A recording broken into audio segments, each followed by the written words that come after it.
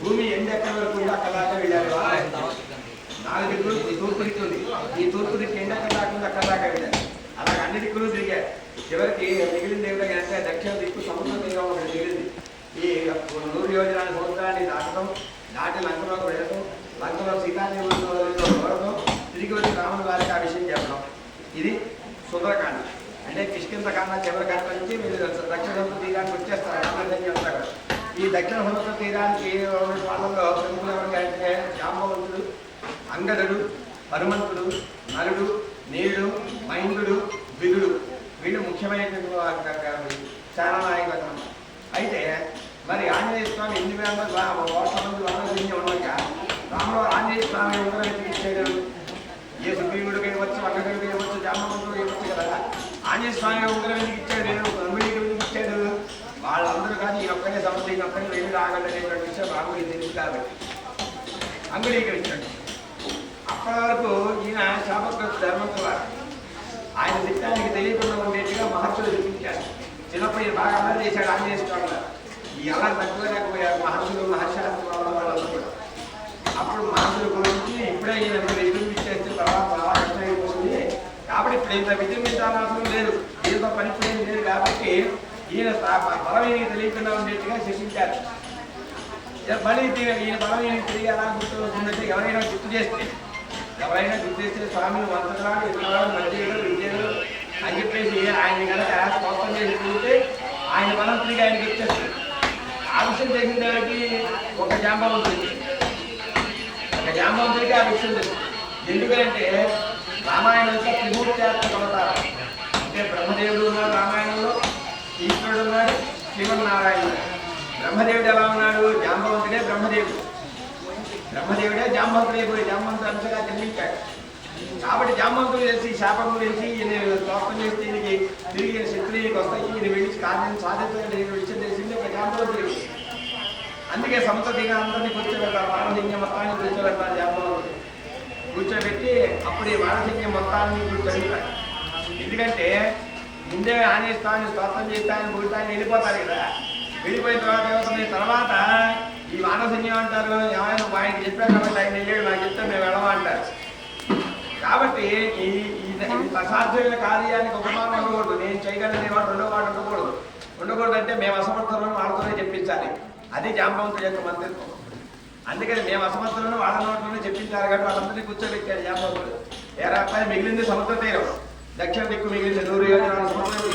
ఈ 100 యోజనాల సముద్రాన్ని దాటి అక్కడ త్రికోటి పర్వతంలో ఉన్నటువంటి స్వర్ణలంకలోకి వెళ్ళి అక్కడ సీతాదేవి ఉందో లేదో చూసి తిరిగి వచ్చి వర్తమానం చెప్పాలి, ఎవరు వెళ్ళగలరు అని చెప్పి అడుగుతాడు జాంబవంతుడు. అడిగితే ఒక లేదు నేను 10 యోజనాలు వెళ్ళగలను అంటాడు, ఒక 20 యోజనాలు వెళ్ళగలను అంటాడు, ఒకటి 30 అంటాడు, ఒక 40 అంటాడు. ఇలా అందరూ తమ బలాన్ని బలశక్తిని చెప్పుకుంటుంటే చివరికి అంగదుడి దగ్గరికి వస్తుంది. అంగది అంటాడు, నేను వెళ్ళగలను కానీ తిరిగి వచ్చేటువంటి శక్తి నాకు రాలేమో నాకు అనుమానం అన్నాడు. కాబట్టి నువ్వు వీటి పనిగా కూర్చోడు కూడా అన్నాడు. ఇక మిగిలిన ఎవరు? జాంబవంతుడు త్రివిక్రమావతారం అంటే వామనావతారం ఇచ్చినప్పుడు శ్రీనారాయణమూర్తి. ఈ జాంబవంతుడు 3 సార్లు భూప్రదక్షిణ చేశాడు. వామనావతారం సమయం నుంచి ఉన్నాడు జాంబవంతుడు. జటాయువు, దశరథుడు, సంపాతి, జాంబవంతుడు ఈ నలుగురు సమకాలీనుడు రామాయణంలో. ఈ నలుగురు జటాయువు, సంపాతి అంటే ఈ నిద్రములు. జటాయువు, సంపాతి అన్నదమ్ముడు. సంపాతి జాంబవంతుడు, దశరథుడు రాముల వారి తండ్రి దశరథుడు. వీళ్ళ నలుగురు సమకాలీనుడు, ఒక వయస్సు వాళ్ళు. అయితే అప్పుడే జాంబవంతుడు వయసు 86,000 సంవత్సరాలు వచ్చేసింది. జాంబవంతుడు వయసు జాంబవంతుడు ఏమయ్యా నాకు ఓపిక లేదు, నేను వెళ్ళలేను, 90 యోజనాలు మాత్రమే వెళ్ళగలను, 100 యోజనాలు నేను వెళ్ళలేదు అన్నాడు. మరి ఎవరు వెళ్ళకపోతే ఎవరు చేయకపోతే ఈ కార్యం ఎలా కూర్చోతుంది, ఎవరు చేసేవాళ్ళు ఎవరు అని చెప్పాడు. అడిగితే ఇంత సభ జరుగుతూ ఇంత పెద్ద మీటింగ్ జరుగుతున్న ఆశిస్తామారు మూల రాయి మీద కూర్చొని దుఃఖపడుతూ ఆలోచిస్తూ ఉన్నాడు. ఏంటి పరిస్థితి, ఎవరు వెళ్ళగలరు, స్వామి కార్యాన్ని ఎవరు పూర్తి చేయగలరు ఆలోచిస్తున్నాడు. ఆంజనేయుడు ఆంజనేయ స్వామి చూశాడు జాంబవంతుడు. చూసి ఆంజనేయ స్వామి దగ్గరికి వస్తాడు. ఏమయ్యా మేమంటే అసమర్థులు అనుకోని, మేము సమర్థుడివి మహాబలుడివి, నీకు చేయలేని కారణం నీకు చదువుకునే బోధనాల్లోనే లేదు, నువ్వు బాధపడుతూ కూర్చుంటే రామగారి వెంట కూర్చుంటుంది శ్రీరామరాజు ఎవరు చేస్తారయ్యా, కాబట్టి నేనులే నీ శక్తి నువ్వు తెలుసుకుని సామాన్యుడు అనుకుంటున్నావు. పరమేశ్వరుడు యొక్క ఏకాదశి అవతారం, ఈశ్వరుడు యొక్క బలమైన అవతారమే హనుమంతుడు. ఆవేశ అవతారం అంటారు చూసారా. ఇప్పుడు మనకు అవతారాలు 3 రకాల అవతారాలు ఉన్నాయి. అంశావతారం, అర్ధావతారం, పూర్ణావతారం, ఇలా 3 అవతార ధర్మాలు 3 ఉంటాయి. అంశావతారం అంటే ఏమిటి? ఆ సమయానికి అవతరించేసి ఆ కార్యం అయిపోగానే అవతార సమాప్తం అయిపోతూ ఉంటుంది. అవేమిటి? మత్స్యావతారం, కూర్మావతారం, వరాహావతారం, నృసింహావతారం, వామనావతారం. ఈ 5 అవతారాలు అంశావతారాలు. అంటే ఆ సమయానికి అవతరించి ఆ పని అయిపోగానే ఆ అవతారం వెళ్ళిపోతుంది అనమాట. అలాగే అర్ధావతారాలు. అర్ధావతారం అంటే రాముడు, అంటే కొన్నాళ్ళు భూమి మీద జీవించి ఉండడు. అర్ధావతారం అంటే రాముడు, కృష్ణుడు, బలరాముడు, పరశురాముడు, ఇవి అర్ధావతారాలు అన్నమాట. అలాగే పూర్ణావతారం అంటాం కదా. పూర్ణావతారం అంటే సమస్త దేవతల యొక్క శక్తులు, సమస్త దేవతా స్వరూపాలు, సమస్త దేవతల యొక్క అంశలు అన్నీ కలిగి ఒక రూపంలో అవతరించడం. ఆ అవతారమే శ్రీకృష్ణ పరమాత్ముడు. అందుకే శ్రీకృష్ణ పరమాత్ముడు పరిపూర్ణావతారం. లలితాత్మూర్తి అమ్మవారి యొక్క స్వరూపం శ్రీరామచంద్రుడు అయితే రాజశ్యామల సరస్వతి యొక్క రాజశ్యామలాదేవి యొక్క స్వరూపమే శ్రీకృష్ణ భగవానుడు. అందుకే ఆయన నీలంగా ఉంటాడు స్వామి. అలాగా మరి నీ శక్తి నువ్వు తెలుసుకోవాలి. సామాన్యుడు అనుకుంటున్నావు అంటే నువ్వే కూర్చుంటే కారణం ఎవరు చేస్తారయ్యా అంటే అప్పుడు అనుకుంటున్నాడు, అది కాదు తాత, ఇంత మహానుభావులు యోగాన్ని మీరే చేయలేకపోతే నేనేం చేయగలుగుతాను తాత అంటే. అప్పుడు చెప్తాడు, ఎవరైనా పిచ్చివాళ్ళంటే నువ్వే చేయగలవు, మేమెవరు చేయలేము, మేమంతా అసమర్థంగా రాదు. అగ్గుడేగా నీకు ఎందుకు ఇచ్చాడు? రాముడు నీకే ఎందుకు ఇచ్చాడు?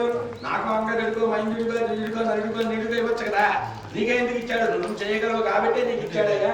కాబట్టి నువ్వులే, నీ శక్తి నువ్వు తెలుసుకో, నువ్వు సామాన్యమైన వాడి కాదు, చిరంజీవి అని చెప్పేసి ఆయన స్తోత్రం చేశారు. హనుమంతుడు ఆ జాముడు ఆనందుడు స్వామి స్తోత్రం చేస్తే ఆయన సామాన్య ఆకాశంతో మీరు ప్రకాశం అయిపోయారు హనుమంతుడు గారు. అయిపోయి తాత ఏం చేయమంటారు ఇప్పుడు అడిగారు. ఏం చేయమని అయితే ఆయన ఎక్కడి నుంచి వెళ్ళి వెళ్ళిపో, సముద్రం దాని రకాల లంకలో సీతాదేవి చూసి అన్నాడు. అప్పుడు అన్నాడు, నాకు ఈ చూడు చాలు, నేను ఎగిరితే అన్నాడు. ఆంజనేయుడు ఎక్కడున్నారు? ఈయన ప్రసవగిరి దగ్గర ఉన్నారు. వీళ్ళు తాత నేను ఎగిరితే నాకు ఈ చూడు కాదు, ఈ పర్వతం మొయ్యేది, ఆ పదగట్టలు నా పర్వతం కట్టుకోలేదు, మరి ఏం చేయమంటారు? అప్పుడు మహేంద్రగిరి దగ్గరికి వెళ్తారు. మహేంద్రగిరి దగ్గరికి వెళ్ళి అక్కడి నుంచి, అందుకే మొదటి శ్లోకంలోనే చెప్పాడు వాల్మీకి, తతో రావణీతాయా సీతాయా శత్రుగర్జన ఏ సపదమేష్టం చారణాచరితే మరి.